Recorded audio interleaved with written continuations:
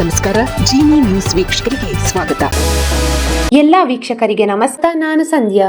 ತಮಿಳುನಾಡಿಗೆ ಕಾವೇರಿ ನೀರು ಹರಿಸಿದರೆ ರಾಜ್ಯ ಸರ್ಕಾರದ ವಿರುದ್ಧ ನಾನೇ ಹೋರಾಟ ಮಾಡುತ್ತೇನೆ ಎಂದು ಮಂಡ್ಯ ಕಾಂಗ್ರೆಸ್ ಶಾಸಕ ಗಣಿಗ ರವಿಕುಮಾರ್ ಎಚ್ಚರಿಕೆ ನೀಡಿರುವ ವರದಿಗಳು ಕೇಳಿಬಂದಿವೆ. ಯಾವುದೇ ಕಾರಣಕ್ಕೂ ತಮಿಳುನಾಡಿಗೆ ನೀರು ಬಿಡಬಾರದು ಎಂದು ಸರ್ಕಾರಕ್ಕೆ ಆಗ್ರಹಿಸಿದ್ದಾರೆ. ತಮಿಳುನಾಡಿಗೆ ನೀರು ಬಿಟ್ಟರೆ ನಾನೇ ಹೋರಾಟ ಮಾಡ್ತೀನಿ, ನಾನು ರೈತರ ಪರ, ರೈತರಿಗಾಗಿ ಹೋರಾಟ ಮಾಡುತ್ತೇನೆ ಎಂದು ಹೇಳಿದ್ದಾರೆ.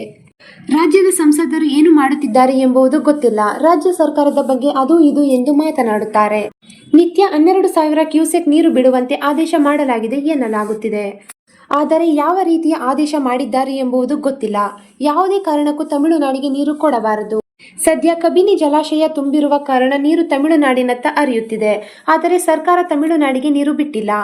ಒಂದು ವೇಳೆ ಸರ್ಕಾರ ನೀರು ಬಿಟ್ಟರೆ ಸರ್ಕಾರದ ವಿರುದ್ಧ ನಾನೇ ಹೋರಾಟ ಮಾಡುತ್ತೇನೆ ಎಂದು ಸ್ಪಷ್ಟಪಡಿಸಿದ್ದಾರೆ. ಕರ್ನಾಟಕ ಬಂದ್ಗೂ ಗಣಿಗ ರವಿಕುಮಾರ್ ಪರೋಕ್ಷವಾಗಿ ಬೆಂಬಲ ವ್ಯಕ್ತಪಡಿಸಿದ್ದಾರೆ. ಕರ್ನಾಟಕ ಬಂದ್ ಅನ್ನು ಅವರ ಮನೆಗಾಗಿ ಮಾಡುತ್ತಿಲ್ಲ. ಕನ್ನಡ ಪರ ಹೋರಾಟಗಾರರು ನೆಲ ಜಲದ ಬಗ್ಗೆ ಹೋರಾಟ ಮಾಡುತ್ತಿದ್ದಾರೆ. ಬಂದ್ ಕರೆ ಕೊಟ್ಟಿರುವುದರಲ್ಲಿ ತಪ್ಪಿಲ್ಲ ಎಂದು ಅವರು ಹೇಳಿಕೆ ನೀಡಿದ್ದಾರೆ. ಈ ದಿನದ ನಿರಂತರ ಸುದ್ದಿಗಳಿಗಾಗಿ ವೀಕ್ಷಿಸುತ್ತಿರಿ ಜೀನಿ ನ್ಯೂಸ್. ನಮಸ್ಕಾರ.